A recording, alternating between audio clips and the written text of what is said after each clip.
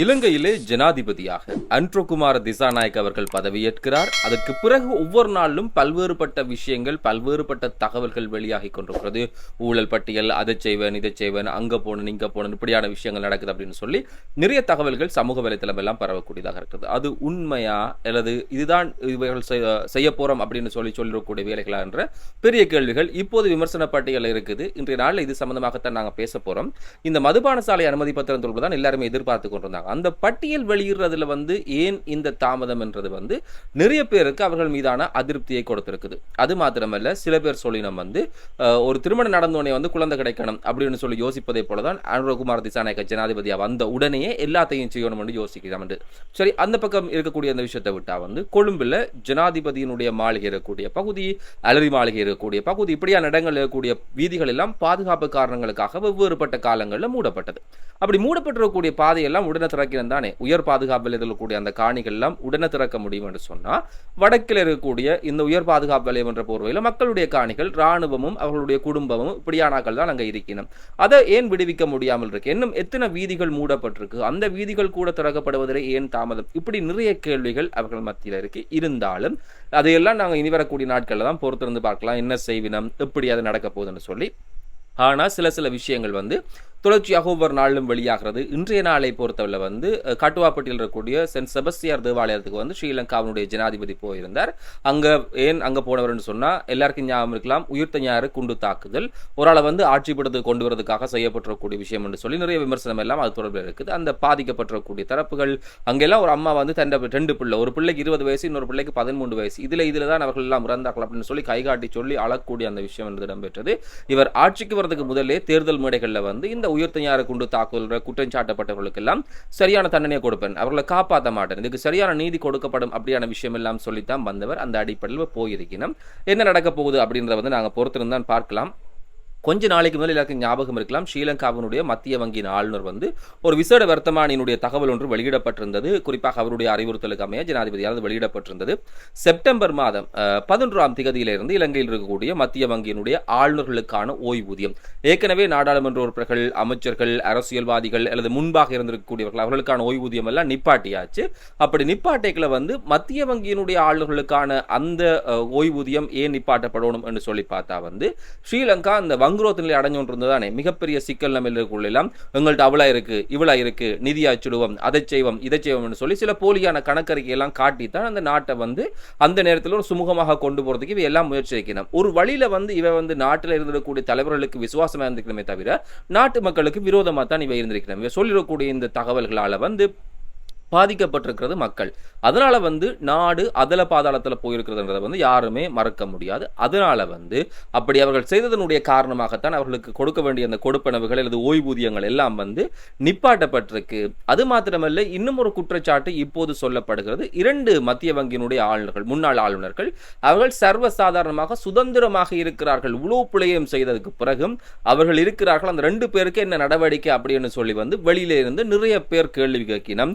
ஒரு ஆள் பாத்தீங்கன்னு சொன்னா அஜித் நிவால் கேப்ரால், எல்லாருக்குமே தெரிஞ்சிருக்கக்கூடிய ஒரு விஷயம். கோட்டாபயவனுடைய காலத்திலும் சரி, அதுக்கு முதலும் சரி, வேறுபட்ட காலங்களில் மத்திய வங்கியினுடைய அந்தந்த காலப்பகுதிக்குள்ள ஆளுநராக இருந்தவர். மற்றவர் அர்ஜுன் மகேந்திரன்.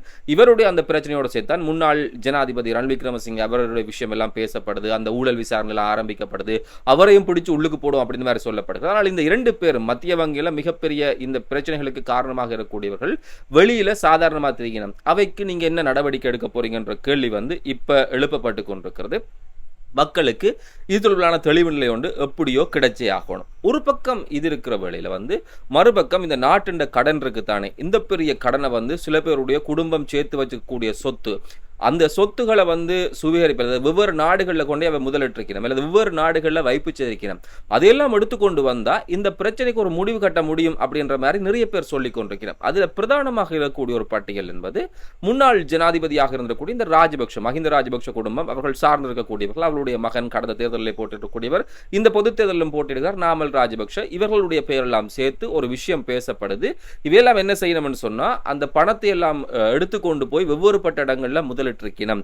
அப்படி முதலிட்டிருக்கக்கூடிய விஷயத்தை எல்லாம் வந்து விரைவில் நாங்கள் கண்டறிஞ்சு நாட்டு மக்களுக்கு உண்மையை சொல்லுவோம் அப்படின்னு சொல்லி இந்த அன்ரோவின் கூட்டணியில் இருக்கக்கூடிய அன்ரோவுடைய அந்த கட்சிக்குள்ள இருக்கக்கூடிய இன்னும் ஒருத்தர் தான் வசந்த சமரசிங்க. அவர் வந்து சொல்லியிருக்கார். இவையெல்லாம் என்ன சிதறிக்கணும்னு சொன்னா, இந்த குற்றச்சாட்டுகளுக்கு மேலாக இவர்கள் கொள்ளையடித்திருக்கக்கூடிய அந்த பணம் எல்லாம் வந்து அதிகாரங்களுக்கு வருவதற்கு பயன்படுத்தப்பட்டிருக்கிறது, தங்களுடைய குடும்பங்களை செழிப்பாக்குவதற்கு பயன்படுத்தப்பட்டிருக்கின்ற குற்றச்சாட்டு எல்லாம் அவர் சொல்லியிருக்கணும். அது மாத்திரமல்ல, அதுக்கு பிறகும் ஜனாதிபதிகள் வந்திருக்கணும். வந்த அந்த ஜனாதிபதிகளால் வந்து ஏன் இவேண்ட ஊழலை எல்லாம் கண்டுபிடிக்க முடியல அப்படின்ற மாதிரியான கேள்விகளையும் வந்து இப்ப இவர்கள் எழுப்பி இருக்கிறார்கள். இதுக்கு மாத்திரமல்ல, இதுல பல்வேறுபட்ட விஷயங்கள் சொல்லியிருக்கிறார்கள். குறிப்பாக வந்து நாமல் ராஜபக்ஷ போன்றவர்கள் வந்து கொள்ளையடித்திருக்கக்கூடிய பணம் வந்து உள்நாட்டிலேயா அல்லது வெளிநாட்டிலேயா முதலிடப்பட்டிருக்குது, அது வந்து எங்க பாதுகாப்பாக வைக்கப்பட்டிருக்கு, என்னத்துல கொண்டு போகப்பட்டிருக்கு, இந்த விஷயம் எல்லாத்தையும் கண்டுபிடிச்சு வெளிக்கொண்டு வருவோம் என்று சொல்லி அவர் சொல்லி இருக்கிறார். அது மாத்திரமல்ல, மேலதிகமான ஒரு விஷயத்தை சொல்லியிருக்கார். இந்த ஊழல்வாதிகள் எல்லாம் சந்தோஷப்பட்டுக் கொள்றதுக்கான கடைசி மணித்துளிகள் இவைதான் அப்படின்ற மாதிரி அவர் சொல்லி இருக்கிறார். அப்படி மாட்டக்கூடியவர்கள், அது சிக்கக்கூடியவர்கள் வந்து விரைவில் தங்களுடைய தவறுகளுக்கான தண்டனையை அனுபவிக்க நேரிடும் என்று சொல்லி அவர் சொன்ன உடனேயே வந்து இன்றைய நாளில் இன்னும் ஒரு நிகழ்வு ஒன்று இடம்பெற்றது. அந்த நிகழ்வில் வந்து இவர் குற்றம் சாட்டக்கூடிய தரப்பில் இருக்கக்கூடிய ஒருவர் தான் நாமல் ராஜபக்ஷ. அவர் அந்த நிகழ்வில் பங்கு பற்றினார். அங்க வந்து அவர் சொல்லிடக்கூடிய விஷயம் என்பதும் இப்போதைக்கு கவனத்துக்கு உட்படுத்தக்கூடியதாக இருக்கிறது. எல்லாருமே சொல்லினோம், உகண்டாவில் வந்து இந்த ராஜபக்ஷ குடும்பம் கொண்டு போய் சொத்து சேர்த்து வச்சிருக்குது, பணத்தை கொண்டு போய் அங்க ஒழிச்சு வச்சிருக்குது, இப்படியான விஷயம் எல்லாம் எல்லாரும் சொல்லினோம் தானே. அப்படி சொல்லக்கூடிய எல்லாரும் வந்து அதை கண்டுபிடிச்சு கொண்டு வரதுக்கு என்னாலான பூரண ஒத்துழைப்பை தான் தருவன் அப்படின்ற மாதிரி நாமல் ராஜபக்ஷ சொல்லி இருக்கிறார். அது மாத்திரமல்ல, அவர் பல்வேறுபட்ட விடயங்களை சொல்லிக்கிறார். நான் கொண்டு போய் வெளிநாடுகள்ல உகண்டாவில் இப்படியான இடங்கள்லாம் பணத்தை ஒழிச்சு வச்சிருக்கிறோம் அல்லது பதுக்கி வச்சிருக்கிறோம் என்று சொன்னா, இந்த பணத்தை கொண்டு வந்து வெளிநாட்டு கடன்களை நாட்டுக்குள்ள இந்த காசை கொண்டு மூலமாக வந்து வெளிநாட்டு கடன் எல்லாம் நாங்கள் செலுத்த முடியும். அந்த பதுக்கி வைக்கப்பட கூடியதாக சொல்லப்படக்கூடிய அந்த பணம் இருக்குத்தானே, அது கொண்டு வரப்பட்டா உலக வங்கி, அதே மாதிரி தான் சர்வதேச நாணய நிதியம் இவேண்ட உதவியெல்லாம் இந்த நாட்டுக்கே தேவைப்படாது, இதை முதல் செய்யுங்க அப்படின்ற மாதிரி அவர் சொல்லி இருக்கிறார். ஸ்ரீலங்காவில் இருந்து சிசல்ஸ் மற்றும் உகண்டா இந்த இடங்களுக்கு வந்து விமானங்கள் மூலமாக ராஜபக்ஷக்கள் பணங்களை கொண்டு போனதாக தெரிவிக்கப்படக்கூடிய குற்றச்சாட்டை வந்து அந்த கொண்டு போன காசு இருக்குத்தானே, அதை இந்த அரசாங்கத்தால கொண்டு வர முடியுமா இருந்தா அதை இட்டு சந்தோஷப்படக்கூடியவர்கள் முதலாவது ஆளா நான் தான் இருப்பேன் அப்படின்ற மாதிரி நாமல் ராஜபக்ஷ சொல்லுகிற போதான் என்ன நடக்குது அல்லது என்ன விஷயம் இருக்குது, இதுக்கு பின்னால் இருக்கக்கூடிய மர்மங்கள் என்ன, அவைகிட்ட கண்டிப்பா சொல்லணும் கண்டுபிடிச்சு கொண்டு வந்தா நாங்க சந்தோஷப்படணும்னு சொல்லணும். என்ன நடக்குதுன்றது வந்து யாருக்குமே புரியல. இந்த அனுர வந்ததுதான் வந்தது, எல்லாருக்குமே கனப்பேருக்கு காய்ச்சல் அடிக்க வலிக்கிடுது. கனப்பேருடைய அரசியல் வாழ்க்கைக்கு இந்த அனுர ஜனாதிபதியாக வந்ததன் மூலமாக முற்றுப்புள்ளி வச்சிருக்கிறார் என்றதுல வந்து மாற்று கருத்துக்கு இடம் கிடையாது. இப்போ ஒரு ஆள் வந்து ஒரு காலத்துல ஜனாதிபதியா இருக்கிறார், அது முடிஞ்சுதா, நாட்டுல வந்து பொது தேர்தலில் போட்டியிட்டு பிரதமராவோ ஏதோ ஒரு அமைச்சு பொறுப்பை ஏற்றுக்கொண்டு திருப்பியும் பாராளுமன்றத்தை இருப்பினம். தொடர்ந்து இந்த அரசியல் பரப்புக்குள்ள வந்து இயங்கு நிலையில வந்து அவை இருப்பினம், அதுல இருக்கணும் என்றது கூட அவைய விருப்பமா இருக்கு. அதுக்கெல்லாம் முற்றுப்புள்ளி வைக்கப்பட்டிருக்குது. ஒருவர் 2 பேர்ல 3 முன்னாள் ஜனாதிபதிகளுக்கு வந்து இப்ப முற்றுப்புள்ளி வைக்கப்பட்டிருக்கு. அவைய ஆட்டம் இதோட முடிஞ்சு போகுது. ஒருவர் வந்து ரணில் விக்ரமசிங்க, 2வது வந்து மஹிந்த ராஜபக்ஷ, 3வது வந்து மைத்ரிபால சிறிசேன. இந்த 3 பேரும் இந்த முறை நடக்கிற பொது தேர்தலில் போட்டியிட மாட்டினம் அப்படின்னு சொல்லப்பட்டிருக்கிறது. அது மாத்திரமல்ல, பல முன்னாள் அமைச்சர்கள், ராஜாங்க அமைச்சர்கள், பிரதி அமைச்சர்கள், நாடாளுமன்ற உறுப்பினர்கள் தங்களுடைய அரசியல் வாழ்க்கைக்கு முற்றுப்புள்ளி வச்சுட்டு இனி நாங்க அரசியலை செய்ய மாட்டோம் அப்படின்ற மாதிரி சில அறிவிப்புகளை வெளியிடக்கூடியதாக இருந்தது. குறிப்பா வந்து இந்த 3 ஜனாதிபதியும் வந்து இந்த பட்டியலில் இல்லை, இப்ப இந்த பொது தேர்தலில் வந்து போட்டியிடுறதே இல்லை என்ற ஒரு முடிவை எடுத்திருக்கணும். அதை விட 5 கடந்து போகக்கூடிய அரசாங்கத்தில் இருக்கக்கூடிய 5 அமைச்சரவை அந்தஸ்து இருக்கக்கூடிய அமைச்சர்கள் இதுல இருக்கணும். அதே மாதிரி தான் 10 ராஜாங்க அமைச்சர் வரையில இந்த பட்டியலில் இருக்கணும். அதே போல சுமார் 25க்கு மேற்பட்டிருக்கக்கூடிய நாடாளுமன்ற உறுப்பினர்கள் நாங்கள் போட்டியிடுறது இல்லை அப்படின்னு சொல்லி தீர்மானம் எடுத்திருக்கணும். தாங்கள் மாத்திரம் எடுக்கல, தங்களோட சகாக்கள் எல்லாம் கூப்பிட்டு நாங்க இதுல கேட்கலாமா, தொடர்ந்து அரசியல் செய்வோமா அப்படின்னு சொல்லலாம் கேட்டு அவை இந்த கருத்துக்களுக்கு மதிப்பளிக்கிற விதமாக இந்த முடிவை அவை எடுத்திருக்கணும். ஆனா வடக்குல வந்து சில இந்த பட்டியல் எல்லாம் வெளியானதானே, நான் எங்கட கட்சியில வந்து விசுவாசமா வேலை செய்யற ஆளுக்கு கொடுத்துனான், அதே மாதிரி இந்த ஆதரவு தெரிவிக்கக்கூடிய கொடுத்துனான், கஷ்டப்பட்ட ஆளுக்கு வாழ்வாதாரமா கொடுத்துனான்னு சொல்லி நிறைய பேர் சொல்லிட்டு இன்னும் சில பேர் சொல்லி நாங்கள் நீ தேர்தலில் போட்டியிட மாட்டோம் என்று சொல்லி, அப்படி போட்டியிட மாட்டோம் என்று சொல்லக்கூடிய சில பேர் கூட வேட்பு மனுவில் கையெழுத்திடப்பட்டதாக சொல்லப்படுகிறது. உத்தியோகபூர்வமான தகவல் வந்தா அது குறித்தும் இந்த காணொலியில் நாங்கள் பேசுறதுக்கு தயாராக இருக்கிறோம். அதே மாதிரி தான் இந்த ஊழலை கண்டுபிடிக்கணும்னு சொல்லி தான் இந்த அரசு வந்தது. என்ன ஊழலை கண்டுபிடிச்சிக்கணும் அப்படின்னு சொல்லி பார்த்தா குறிப்பிட்ட சிலவான அறிவுறுத்தல்கள் வெளியாக இருக்கு, சில தகவல்கள் வந்திருக்குது.